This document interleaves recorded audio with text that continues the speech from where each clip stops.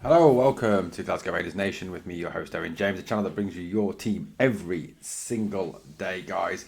It's Monday morning. Yes, another Monday morning. You know what? We won yesterday, and look, we are second in the league. League looks slightly better than it did at on Sunday morning, didn't it? When we were 18 points behind Celtic. Obviously now the gap is only 15 points. I mean, I say only 15 points, but that's five wins. I mean, 5 wins. I can't see them losing 6 games. Can you? I mean, can you see them losing 6 games to kind of allow us back into this game? I certainly cannot see us losing 6 games to see us fall away there. I just can't see them happening. I mean, our league form there, those draws, obviously the ones that hurt, the ones that are the games in. Where was that? Obviously the away games that we drew there, just the points that cost us. I mean, look, looking at 6 more points there, it doesn't perhaps look as bad, does it? It doesn't look, you're sitting there on 50 points, only 9 behind. It's not quite as bad. Take back some of those other away point drops and things just not quite as bad. Not quite as bad, are they? But, look, that's where we are. That's where we stand. Dundee United obviously sit third, 7 points behind us in third place. Fourth is Aberdeen, who finally got the losing monkey off their back yesterday with a draw. 35 points. Motherwell sit fifth. Hibs, the resurgent Hibs, sit sixth. Another victory for them at the weekend. Seventh is St Mirren. Eighth Dundee. Ninth Kilmarnock. 10th Ross County. 11th Hearts. And 12th St Johnstone sit bottom of the pile, the worst team in Scottish football. That's why I'm not getting too carried away with a 3-1 win over the worst team in Scottish football. As we said on the reaction video yesterday, look, at the end of the day, it's a 3-1. That's what it is. It's a 3-1 against the worst team. Did we deserve to win? Yeah, probably, because at the end of the day, we were the better side. Well, we played for about 25 minutes and we then kind of gave up a little bit, didn't we, on the whole situation? We really did. We kind of played well for 25 minutes and then kind of stopped playing, and they got their goal in the second half. And I think it was obviously all the controversy over the walkout on 55 minutes, a lot of booing by fans of the fans who walked out on 55 minutes. I personally think booing them was bang out of order. As those fans have the right to sit in their seat and stay in their seat to 90 minutes if that's what they so choose to do, the same way that the Union Bears and others have the right to walk out after 55 minutes. I think booing them is disgusting. You know what? The problem is, I think, in this day and age, is that people have an opinion. And once they have that opinion, they're very, very loath to change that opinion. And if that opinion doesn't agree with what they've got to say, then everyone else is wrong. Everyone else gets booed for it and called out for it and criticised for it and slaughtered for it and slagged off for it and destroyed for it. That's just the way it is, unfortunately, in this day and age. And I think within our fan base, there are one or two, a small minority of what I would call acceptors of mediocrity, who are quite happy for the board to allow this club to drift along and become the Borussia Dortmund of Scottish football, or the Espanyol of Scottish football. And basically allow us to become second best to Celtic and stay second best to Celtic, and they're happy with that. They're happy with with the odd good win in Europe, the odd win in the Old Firm game, and the odd cup win, and that's it. They're happy with that. Yeah, that's all that. As long as it happens, they don't care. They don't care about winning league after league after league like we used to do back in the day. To them, that's not important. I think that's sad. That's sad. That really is quite sad indeed. So you know what? Whatever you think of the Union Bears yesterday and whoever else walked out, fair play to them. If that's what they want to do, allow them to do that. This for now is still a free country, allegedly. You know what it is? It's still a free country. So there we go. But look, it is what it is. So we have to just deal with that. I mean, still in January. It's the 12th of January. Still no one signed as yet. Obviously, picking up on what Patrick Stewart said on Saturday, there was be one or two in. I think there's a hope that we can still get some out. Obviously, the intention is not to sell the likes of Hamza Igerman, but I still think, if a massive bid comes in for Igerman, then realistically Rangers are probably going to sell, because I think, as we know, the whole squad's up for sale. I don't think the squad can. I don't think the present board would turn down any sort of reasonable or unreasonable bid for these players. I think they I wouldn't trust them. I would not trust them to make the right decision for this club. I don't trust them to make the right decision for this club. And what's quite alarming is you've still got people defending the Park family here on YouTube and over on TikTok. I mean, I got an absolute slaughtering off quite a few people over on TikTok all defending the Park family. And the other one, of course, is that, well, you don't go to games, so you're not entitled to an opinion because you don't go to games. So apparently, according to these people, unless you actually go to the game, you're not entitled to an opinion on the club. So there you go, guys. So if you don't attend Ibrox week in, week out, you are not entitled to have an opinion on the club. And also because I'm English, I'm not entitled to have an opinion on the club, apparently. That's what some say. If you're a Rangers fan and you're saying those things, I mean, come on, seriously, hang your heads in shame. You're pathetic. Look, in terms of transfer targets, there's possible two coming in. There's been obviously a lot of talk around Lyle Cameron. I think that would be a very good move for the club. I really do. Lyle Cameron would be a very good signing. Attacking midfield player, central midfield player, can play out wide, can play in the middle, can play in a number of different positions. Stats for Dundee are good this season. Like he's doing it in Dundee. I mean, it's a team that's 8th in the league, a team that are not doing particularly well. So, that's an interesting one. I do think that, there will be a move for a centre-back. No names realistically yet have hasn't been any new names linked. Obviously, Ben Godfrey was one. That seems to be dead now. Johnny Evans, I mean, thank God that seems to have died a death. So, look, it does seem to be a centre-back. Out of the other things, kind of just picking up what Patrick Stewart said on Saturday, so I was trying to catch up with things here.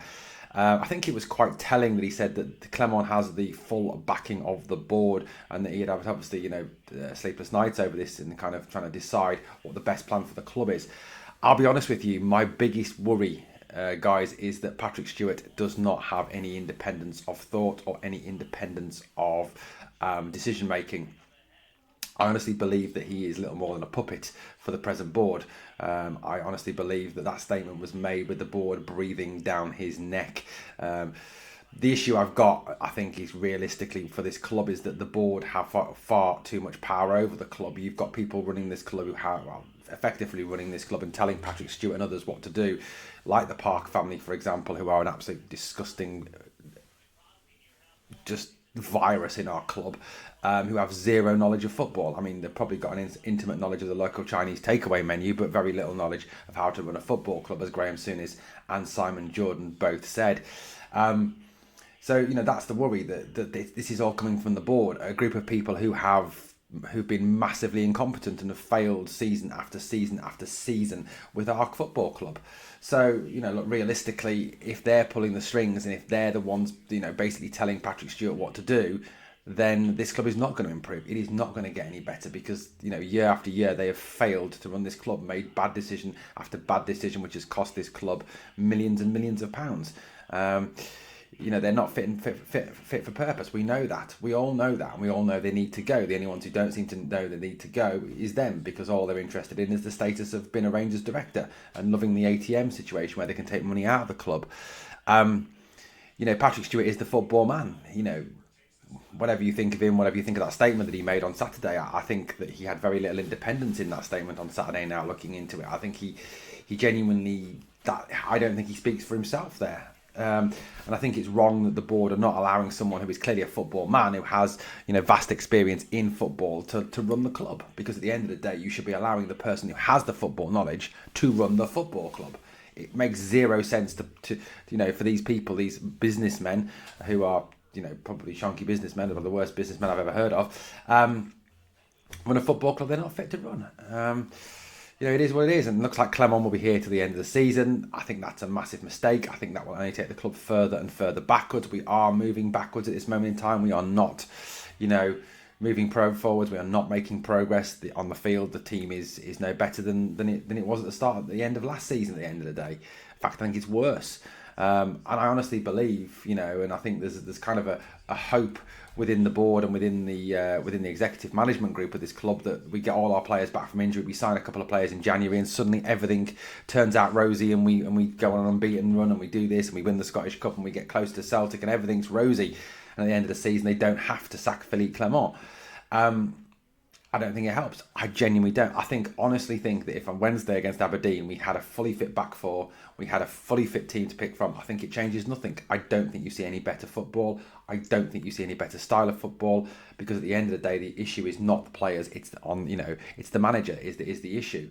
I personally think that if you did have a fully fit squad, you did have a fully fit team, a team that perhaps was something like Butland, Sterling, Suter, Balogun, Hefte, Raskin, Diamonde, Hadji, Cheney, Hamza and Danilo, and you had a decent coach, someone who could actually organise this team, get it to play properly, to play fast, quick, aggressive, attacking football for 90 minutes, like a Kevin Muscat, like a Derek McInnes, like a Gert Dilke-Knudsen, like a Sean Dyche, like even Neil Warnock, I would say as well. I think Warnock's a better manager than Clement. I honestly believe this team would be doing a lot better than it's doing now.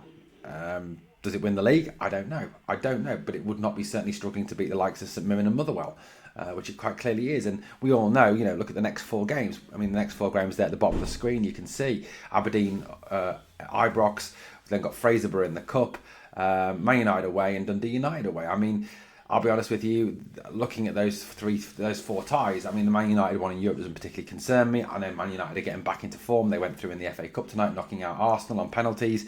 They drew with Liverpool the other week. They seem to be coming back into some sort of form, which is slightly concerning. But, forget that for a minute. I mean, yes, we could have one of those fantastic Thursday night performances from Rangers. Of course we could. But by that same token, we look at that Dundee United game. Now, like I said, I fully expect us to beat Aberdeen on Wednesday at Ibrox. I obviously expect us to beat Fraserburgh in the Cup, no matter what team we put out. But I think that Dundee United game is huge. It's absolutely massive. And I can honestly see us losing points in that game, because it's away from home, because it's a good Dundee United team. But it's not a game we should be struggling in. We should not be struggling to beat Dundee United away from home at Tannadice. We should not be struggling to beat anybody away from home, apart from perhaps Celtic at Parkhead. That is the only game we should be finding really difficult. There's no way that this team should be struggling to beat Dundee, Aberdeen, Motherwell, Hibernian, St Mirren, Dundee, Kilmarnock, Ross County, Hearts or St Johnstone away from home. Shouldn't be happening. Not with the players we've got, not with the strength of squad we've got. At the end of the day, then it comes down to the manager. How he organises them, the tactics he uses, how he gets them to play. It's the manager. That is the issue. And I hear this argument, these two arguments, as regards Clement. You can't keep sacking managers. Well, to quote Chris Boyd, yes, you can until you get the right one. You don't just not sack someone because you previously sacked his predecessor and you don't want to get a reputation for sacking someone. If someone's not very good at their job, you sack them. That's the way it works in business. That's the way it works in industry. And the other comment that kind of comes up time and time again as regards this is, where there's no money there. Well, yes, there is money there. We know there's money there. Patrick Stewart said as much. It's not the financial situation. It would cost around £2 million to sack Clement. I believe that is the clause within the contract. That money will be ring-fenced. If that was the clause that was set aside, or whatever the clause that was set aside, then money would be then ring-fenced within the budget to sack the manager if it needs to come up. So to say we haven't got the money to sack him is just rubbish. It's wrong. It's false narrative. It's not true. The money is there. We know the money is there. Patrick Stewart said it. Okay, so please don't come on and say we haven't got the money to sack Clement, because we have. Because Patrick Stewart said we've got the money to sack him. So I think that's a consideration. But those next four games, you look at them and, realistically, like I said, Aberdeen, look, even though they get the draw today, they're still absolutely dreadful at the moment. That's a game that will probably walk. Yes, they'll raise their game. Of course they'll raise their game, because they always raise their game for Rangers. It's their Champions League final. It's their World Cup final. Fraserburgh in the Cup, I mean, look, that should be a game where we start to see the youngsters. We've got a bit of interesting bits on Bailey Rice coming up soon as well. So hang on for that. Man United away, I fully expect us to go to Man United and probably win the game or get a draw at very least, because it's Europe and that's what we do in Europe. And then Dundee United away, look, I expect us to go there and draw or lose. I don't expect us to win because it's away from home. And we struggle away from home. That's just how it looks. So, but the sad thing will be, even if we were to go to Tannadice and lose, he still keeps his job, because of obviously the previous three results will probably keep him in a job. Like I said, I think we are genuinely stuck with the guy. As much as I want him gone, and I definitely do want him gone, and I can't understand anyone who wants to give him more time, because, like I've always said, if you could see signs of progress, if you could see patterns of play, if you could see improvements in what we're seeing, then you would want him to stay. But you don't see any improvement. I don't see any improvement. Even looking as a coach, not as a fan, I don't see any improvement in this team. And and as well, the way he just talks utter pish all the time. I mean, the Bailey Rice situation today. I mean, yesterday, sorry, he was asked about Bailey Rice and why Bailey Rice wasn't in the squad by 4 lads, given the fact that Bailey Rice has been promoted to the first team. And the response was just blah blah blah blah blah blah blah blah blah blah, boring crap and shit out of my mouth.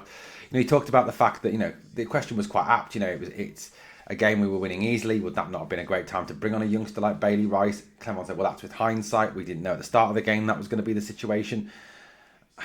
I mean, to sit there and say that we didn't know at the start of the game that would be the situation is just absolutely ridiculous, because you are playing the worst team in Scotland at home, where you have a near perfect, well, you actually do have an unbeaten record, but a near perfect home record. So why wouldn't you risk Bailey Rice, or why would you not put him on the bench, at least over Kieran Dowell? Because like I've said multiple times, what does Kieran Dowell actually do? That Bailey Rice couldn't do. So why is Rice not on the bench today? He said he'll have minutes in the upcoming months, but we've heard this before. So again, Rice misses out, and all we hear is an absolute load of pish nonsense and just sheer blurt from the manager. You listen to him talk and you utterly despair when he talks. You really do utterly despair when the guy talks, because he just talks an absolute load of crap, permanently.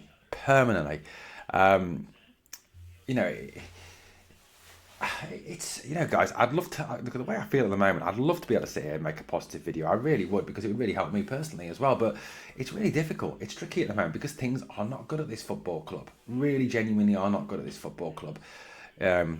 And all I want for the club is for us to start succeeding, start winning games, and start looking like a team that can actually beat Celtic and contend with Celtic and actually win the league, and win not just the odd league or the odd cup, win a series of league and cups, win a series of trophies.